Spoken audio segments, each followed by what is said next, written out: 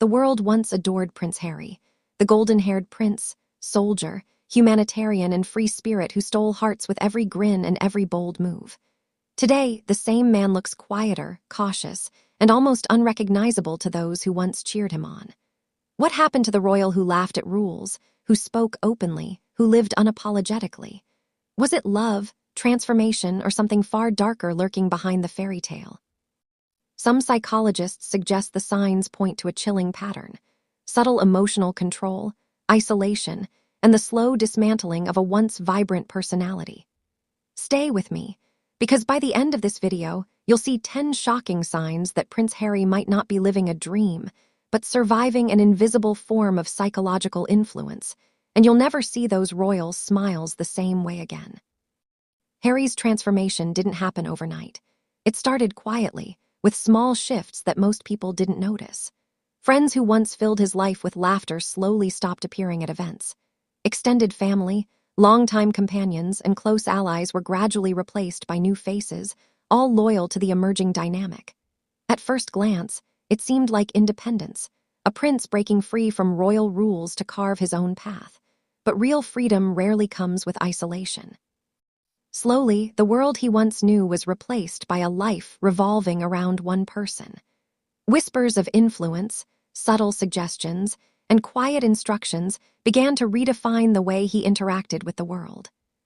The psychological mechanics behind this change are subtle yet powerful.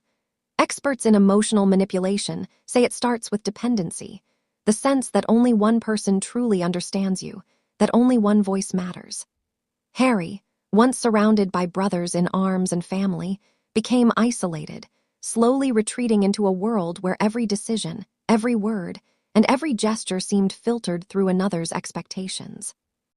His natural confidence and humor, the qualities that made him beloved globally, began to fade. The playful, mischievous prince became measured, cautious, and careful with every glance and word. What the public interpreted as growth or maturity was, in reality, a quiet transformation shaped by influence, guidance, and control. When Harry and Meghan moved to California, the shift became more visible. No palace protocols, no immediate family, and fewer longtime friends, just the curated narrative of a new life. On the surface, it was liberation. In reality, it was a carefully structured environment where every public appearance, every interview, every social media post carried a precise undertone. Freedom, in this context, didn't mean choice. It meant submission to a carefully orchestrated script. Experts call it control disguised as love, the illusion of autonomy, while the real power quietly consolidates. In public, Harry appears confident, even bold. Behind closed doors, insiders suggest a different story. Friends whisper about exhaustion, confusion, and subtle signs of anxiety. Interviews and memoirs are carefully aligned, showing a man whose words echo another voice more than his own. Every phrase, every emotional framing seems rehearsed, almost scripted, as if the narrative of his life has been co-authored by someone else. The freedom he thought he gained is, in some ways, a new type of cage, polished, affectionate, and invisible. Signs of emotional influence are all around, if you know what to look for. First, the shrinking social circle.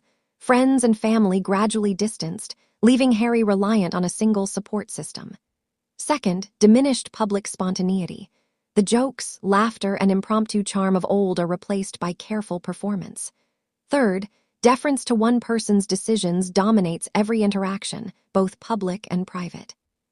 Fourth, subtle body language shifts, lowered gaze, drawn shoulders, and flicking eyes, betraying a need for silent approval.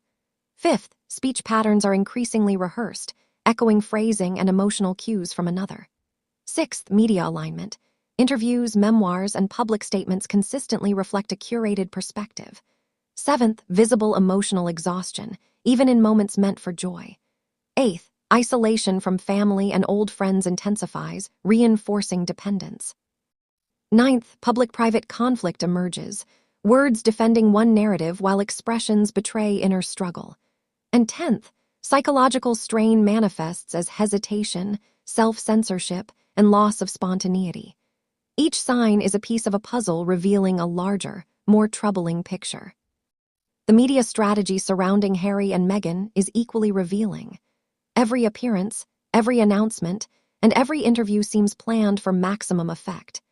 Insiders suggest a pattern: private influence shaping public messaging, turning personal confessions into strategic narratives. What was once personal healing has become emotional currency, leveraged to craft a story that benefits one party. Harry, once an independent voice, has become a key amplifier in this system, often echoing talking points and phrasing that align with someone else's objectives. Perhaps the most profound shift is in identity itself. Psychological experts suggest that prolonged subtle influence can reshape a person's very sense of self. Observers note that Harry's confidence and individuality have been replaced by cautious compliance, and his once vibrant persona now appears carefully curated to fit a partner's narrative. Interviews, public appearances, and even memoirs reveal a man whose words often mirror another voice, suggesting an internal merging of identities. It's a powerful example of how influence and narrative control can silently redefine someone's core self. The emotional consequences are significant. Friends describe Harry as fatigued, mentally drained, and at times emotionally fragile. The spark that once defined him, the humor, the rebellion, the authenticity, has been replaced by tension, caution, and the need for constant self-monitoring. Insiders speculate that every new public challenge, every minor criticism, and every scrutiny of Meghan's persona has become Harry's responsibility to manage, reinforcing the cycle of subtle dependence and control. Ultimately, the story of Prince Harry illustrates the quiet, invisible power of emotional influence. Love, loyalty, and fear intertwine to create an environment where autonomy seems possible, but is systematically restricted. What began as romance and liberation has, in many ways, evolved into dependency and submission. His public image as a free-spirited royal is carefully curated, while privately he navigates a web of expectations, strategic influence, and subtle control. It's a cautionary tale that even the most independent, beloved individuals can be quietly reshaped by the dynamics of influence, proximity, and narrative. So, what does the future hold? Only time will tell if Harry can reclaim his voice, his independence, and the spark that made the world fall in love with him. True freedom, as this story suggests, doesn't isolate, silence, or reshape, it liberates. Until Harry recognizes the patterns surrounding him, the world will continue to witness the slow, subtle, and tragic transformation of a prince living in someone else's story.